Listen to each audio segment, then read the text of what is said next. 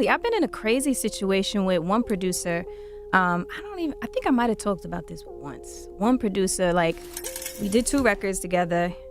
He was like, okay, you're gonna, I'm not gonna charge you, you my homie, whatever. And then when it came time to put on the album, he was like, well, let's take a shower together. And what? And I thought he was joking. Together. Like, I thought he was joking. And then he's like, nah, I'm dead serious. Like, let's go out and let's take a shower together and I'll give you the records. If not, I need 40 racks per record. Jesus Christ. Let's take a shower. So, like, not too long ago, we caught Cassie's BFF, the songwriter Vanessa Red, totally going off on Diddy. People are all like, yo, it sounds like she's gonna sue Diddy. And from what she's saying, it seems like they might be getting ready for a whole class action thing. She straight up said it's not just Diddy, but the whole music biz is in on it. But it goes deeper. It seems like yet another person is ready to completely bury Diddy underground, Ray J.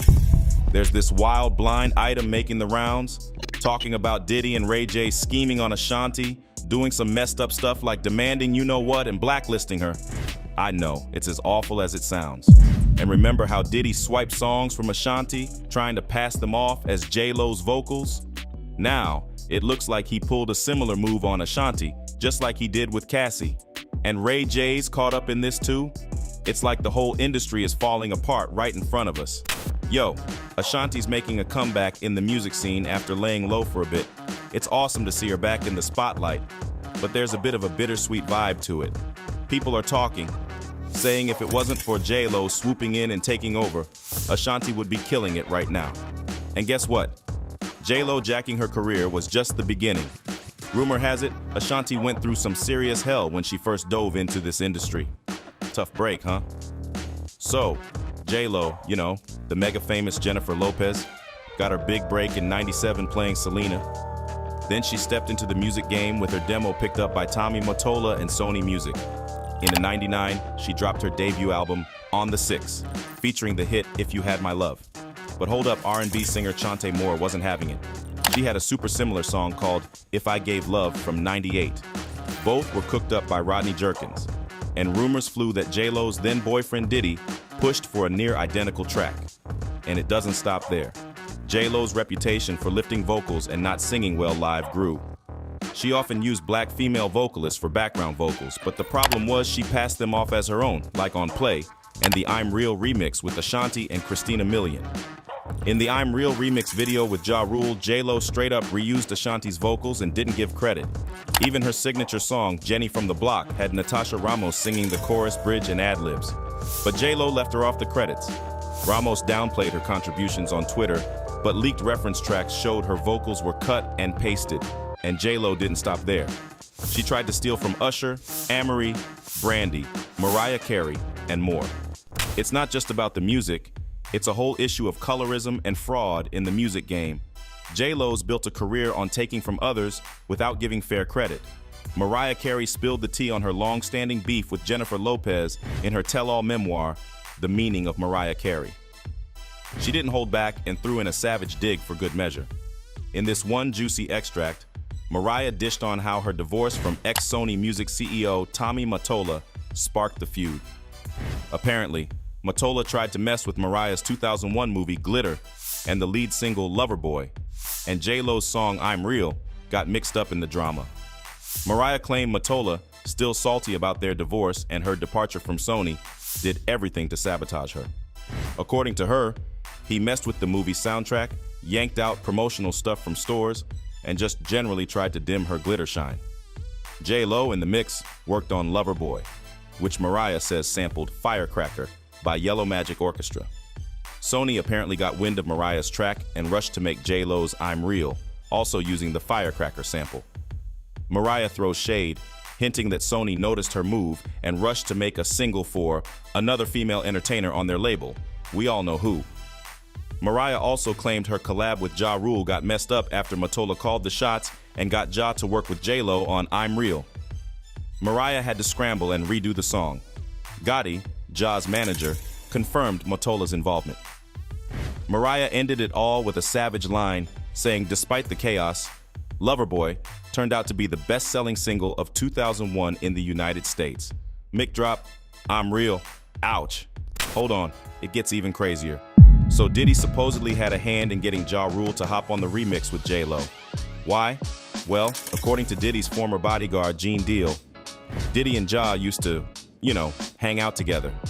Yeah, that's what Gene Deal spilled. Now, here's where it gets juicy. He picked up some things from up here on my left side. And then he picked like quite a few of them down. I'm like, okay. He put them in the bag. So when I went by there and I looked up there and it said butt plugs. And I was like, hey, yo. I was messing with him. Because people don't understand, we was like friends. He was a part of the same gang. So I'm still gonna tease him. I'm still gonna mess with him and everything like that. I could do that. It wasn't just no security thing. So I say, yo, what are you getting this for? And it said butt plugs, and he was like, yo, can I do my shopping by myself? I said, yeah, you can do it by yourself, brother. J-Lo and Ja Rule's buddy, Diddy, decided to jump in and help Irv Gotti and Ja whip up that remix for I'm Real. But wait for it. In a 2014 interview, Ashanti dropped a bomb, spilled the real tea, and spilled it good. She straight up said it was her voice they used on that track. First, they snatch a sample from Mariah, and then they straight up swipe Ashanti's vocals and throw them on the track like it's no big deal. Ashanti even spilled the beans, saying she told Gotti straight up that she wanted to own I'm Real for herself. But guess what? Gotti and Diddy went behind her back and handed it to J-Lo. Sneaky move, right? Okay, this story is wild. Ashanti had a real struggle getting her career back on track, and it wasn't just because Diddy and J-Lo were snagging her songs. According to this new blind item, things get even crazier. It suggests that Ashanti might have been passed around by some creepy old producers who then messed with her career. Now keep in mind, this is all speculation, and there's no solid proof it's about Ashanti.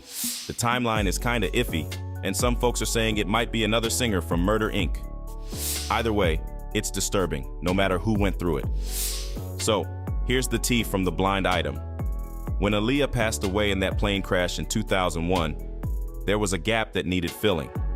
Big record execs caught wind of this young girl working out of Irv Gotti's studio, and they all started making calls, trying to recruit her.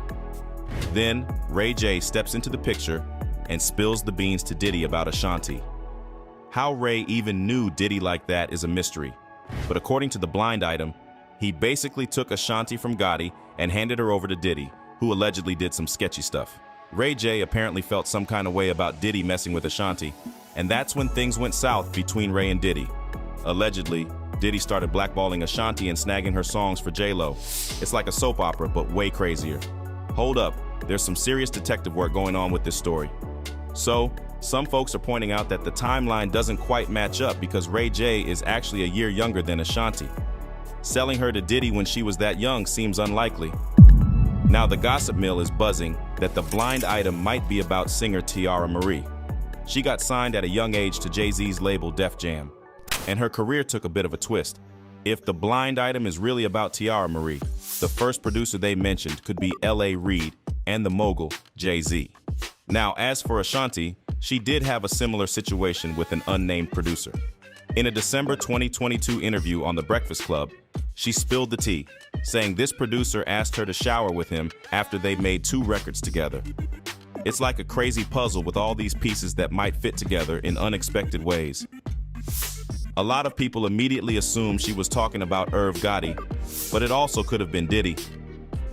Regardless of whether or not the blind item is tied to Ashanti or not, one thing is for sure, she's doing amazing as of late, and it seems like she's about to become a mom too. Guess what's making headlines? Ashanti is apparently expecting a baby with her partner and fellow music star, Nelly. A certain source spilled the tea, reporting that Nelly and Ashanti are welcoming their first baby together. However, when the Times reached out for comment, Ashanti's reps kept mum, and Nelly's reps didn't jump in with a response. The rumor mill started buzzing over the weekend when Ashanti and Nelly attended an event together in Nelly's hometown, St. Louis. They were caught on video playfully caressing Ashanti's stomach. If the rumors check out, this would be Ashanti's first child and Nelly's third, with 2 grown kids from a previous relationship. These two have a history. They dated on and off for about 11 years before calling it quits in 2013. But love seems to have found its way back. Nelly spilled the beans in a September interview saying, "Yeah, we cool again." He mentioned that it surprised both of them and wasn't planned. Sometimes being apart helps you understand each other better, according to Nelly. Ashanti, who expressed her readiness to slow down and have kids in 2022, confirmed the romance on Instagram stories. She shared a pic of a clutch with a photo of her and Nelly, revealing they exchanged numbers at the VMAs in 2003. That's 20 years ago, y'all. She even showed off the bag on the pink carpet at the 2023 MTV Video Music Awards. Baby news and throwbacks? Sounds like a wild ride. However, getting back to the blind item, there are still a couple of things that should be said about Diddy and Ray J. Are you gonna sue him, or you just want the apology? Are you gonna legally demand an apology, or are you gonna actually pursue a lawsuit? It's gonna be some legal stuff happening. Okay. It's gonna be some legal stuff. All right. Well, But just think about it like this, without me just going through all of the facts, right? I said what I said. I said what I said. It's crickets over there. No response. No nothing. Silence. Silence. Silence. We saw Diddy and Ray go at it for a little bit not too long ago. Drama continues in the Kanye West, Diddy, and Ray J saga. After the private exchange between Kanye and Diddy went public, Ray J decided to jump into the mix. Back in the day, Diddy posted a cryptic message on Instagram that many think is a subtle shot at Kanye West. Diddy emphasized the need for the black community to stop cooning and buffooning and prioritize being unapologetically black. Ray J, not one to stay silent, responded on his own Instagram, questioning Diddy's sudden change of heart. In a repost of Diddy's comments, Ray J wrote, "Yo, Puff, I came to your house and told you a couple of months ago I had some issues with certain people and everyone was quiet. Now all of a sudden." While Ray J didn't explicitly name Kanye, it's likely he was referring to their past issues. Ray J has a history with Kanye, accusing him of fabricating a story about a sex tape with Kim Kardashian recorded during their relationship. The singer and rapper also share a common enemy in Kris Jenner, whom both have publicly criticized. Ray J has even hinted at legal action against the Kardashian family, claiming there's gonna be some legal stuff happening. But Ray J is far from being the only person who is on an exposing spree. In fact, Diddy has a lot of trouble coming his way, something that he wasn't expecting at all. There's so much to unpack here, but it all started with Cassie. A year later, Cassie dated Diddy. The pair were together for the next decade. She now alleges that relationship was abusive. In a civil lawsuit, Cassie Ventura makes a number of harrowing allegations. It claims that Diddy raped her as she repeatedly tried to push him away. Cassie said Combs was prone to uncontrollable rage and frequently beat her savagely, and that Diddy forced Cassie to engage in sex acts with male sex workers as he watched. Cassie shook things up in federal court on November 16th by filing a lawsuit against Diddy, accusing him of rape and a disturbing pattern of abuse dating back to when she was 19. The lawsuit, which throws around serious allegations such as sex trafficking, human trafficking, sexual battery, sexual assault, and gender-motivated violence, claims that Diddy's controlling behavior began in 2005 when they first met. After signing with Diddy's record label in 2006, the situation allegedly worsened, with Diddy exerting control over every aspect of Cassie's life, including her home, transportation, wardrobe, and medical records. The lawsuit mentions Diddy's extreme actions, targeting rapper Kid Cudi, who briefly dated Cassie in 2011. Shockingly, just a day after Cassie filed the lawsuit, they reached an out-of-court settlement. The lawsuit accuses Diddy of serious offenses like rape, battery, and forcing Cassie into sexual acts with male sex workers. It portrays Diddy as a classic abuser who initially presented himself as a protective fatherly figure, but trapped her in an unequal and violent relationship. Diddy allegedly used intimidation tactics, including damaging a car, threatening harm to a friend, and asking her to carry a gun in her purse. Cassie refrained from involving the police due to fear that it would escalate Diddy's violence. The lawsuit details over a decade of Cassie enduring Diddy's violent behavior and twisted demands, describing a cycle of abuse, violence, and sex trafficking. Diddy's interest in Cassie reportedly began in 2006, leading to a tumultuous, drug-fueled lifestyle. Diddy and his associates allegedly took control of every aspect of Cassie's life once they became romantically involved. The lawsuit claims that individuals close to Diddy witnessed the beatings but remained silent due to fear. In 2009, there's a grim account of Diddy allegedly kicking Cassie in the face, causing her to bleed, and hiding her in a hotel room with his staff. Attempts to escape were futile, as Diddy's network tracked her down, insisting she return for success in the entertainment industry. Cassie reportedly faced severe challenges during her time with Diddy, including memory loss from substance use and thoughts of self-harm. The lawsuit implicates Diddy and his business connections, such as Bad Boy Entertainment, Bad Boy Records, Epic Records, Combs Enterprises. While Cassie seeks compensatory damages, no specific amount has been specified. The lawsuit drops bombshells about Diddy involving Cassie in freak-offs, where she had no choice but to engage in planned activities with male sex workers while Diddy recorded and documented the encounters. These incidents occurred over the years in upscale hotels, sometimes as frequently as once a week. In 2016, after a freak-off, Diddy reportedly spent $50,000 to erase surveillance footage of him losing control and physically harming Cassie, who consumed various drugs during these encounters. The lawsuit alleges that in 2012, Diddy destroyed Kid Cudi's car out of anger over Cudi dating Cassie, a claim confirmed by Kid Cudi. Cassie's legal battle against Diddy unfolded with disturbing details, alleging that Diddy forced his way into her home and assaulted her in 2018, despite her protests and attempts to push him away. Following this incident, Cassie severed ties with Bad Boy in 2019. Despite the messy situation, Cassie and Diddy settled the lawsuit a day after it was filed, allowing Diddy to avoid potential new evidence emerging during the legal proceedings. Cassie utilized the Adult Survivors Act in New York, which grants victims of sexual abuse, aged 18 or older at the time, a one-year window to bring cases even after statutes of limitations expire. Keisha modified the lyrics to her song TikTok in response to the allegations, changing the line "feeling like P. Diddy" to "feeling like me" in a performance on November 19th.